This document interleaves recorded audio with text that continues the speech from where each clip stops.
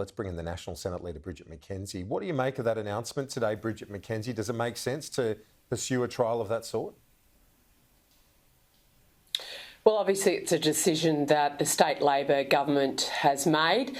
I think the Premier himself recognised the inherent contradiction that whilst taking drugs and dealing drugs and using drugs is illegal in New South Wales, that somehow they're going to accompany that with pill testing. So, I mean, they're not alone in this type of initiative being rolled out by state and territory governments around the country. And obviously, my first thing that I would be saying to young people is don't bother. Go and have a great day out on the green, a couple of bevies, and don't put stuff into your body that you don't know where it's come from. Let's turn our attention to foreign policy. There's a lot happening today on this front. The Israeli Foreign Minister apparently had a heated phone call with Penny Wong this week. She has reiterated her call for a ceasefire as soon as possible in the face of suggestions by her Israeli counterpart that Australia's weakened its support of Israel in recent times. Is the Albanese government, though, in step with the vast majority of the democratic world in this position? Well, I don't think the Albanese government is in step with our allies with the US, and nor with our partner in the Middle East being Israel. We know that Israel is a close friend of Australia, often sharing intelligence with us that has meant our ADF personnel are protected, and a lot of information comes out of the Middle East through Israel, and that is a relationship that's been damaged as a result of Penny Wong and Anthony Albanese's decision to play domestic politics on the floor of the United Nations. We need to get the hostages back home to Israel, out of Gaza, before there's any ceasefire. And Minister Wong's decision to somehow go it alone away from the US on these calls for ceasefire, irrespective of whether the hostages are released or not, doesn't have the coalition's support, doesn't have the support of the Jewish community here in Australia, and doesn't have the support of our closest ally in the United States. The thing that's actually going to get a ceasefire happening isn't Penny Wong's, dog whistling on the floor of the UN for the sake of Western Sydney. It's actually going to be President Trump saying that if it's not sorted out by the time he takes the Oval Office, there'll be all hell to pay. That's going to lead to the outcomes I think we're all wanting to see, which is the hostages back home safe and a resolution in the Middle East that doesn't favour one side over the other. Well, a diplomatic source has been quoted by AFP suggesting that, in fact, Donald Trump's warning that there would be all hell to pay if the hostages haven't been released by January 20 when he has his inauguration, that has seen a softening of Hamas' position. And I guess you could add to that the weakening of Hezbollah and Iran recently, and of course Syria adds to that pressure on Hamas being more isolated right now. But as I said, a diplomatic source tells AFP that Trump's language has already shifted the dial, so to speak. What do you make of that?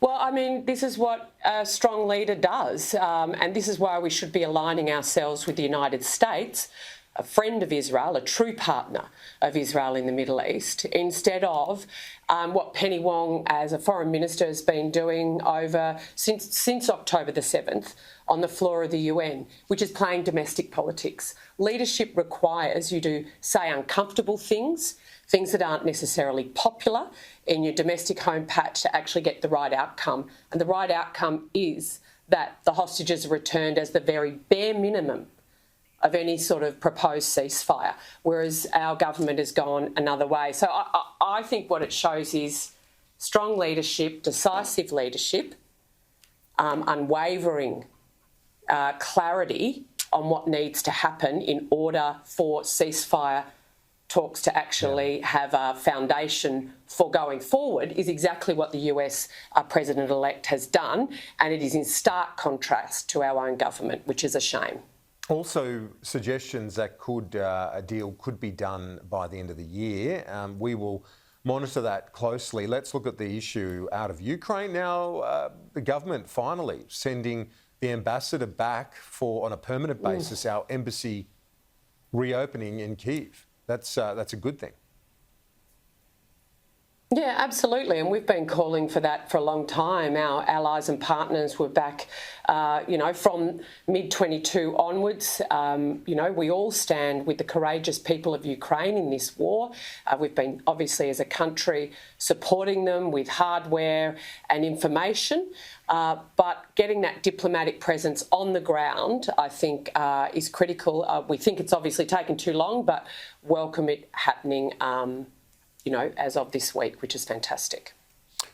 Has the coalition, just finally before you go, have you got yourself tied in knots a bit over the promise to reduce power prices with the nuclear plan? Because at the announcement, Ted O'Brien said that hadn't been modelled, and now the coalition suggesting that it is going to reduce power prices by 44%. Which is it?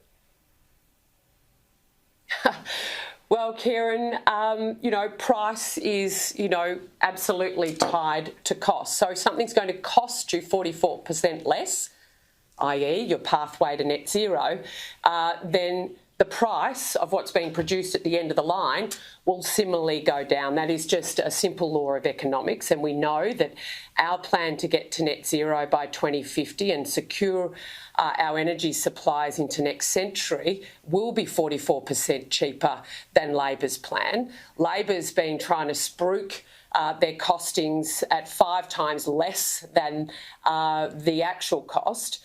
And that's been the problem. But if it was so simple, I have why didn't Ted absolute O'Brien confidence. just say that? I have absolute confidence, but I have absolute confidence, Kieran, in the modelling and the work and analysis we've had out of Frontier Economics shows that our plan will be cheaper, and therefore the price of the energy being produced through that plan will also be lower than it will be under Labor.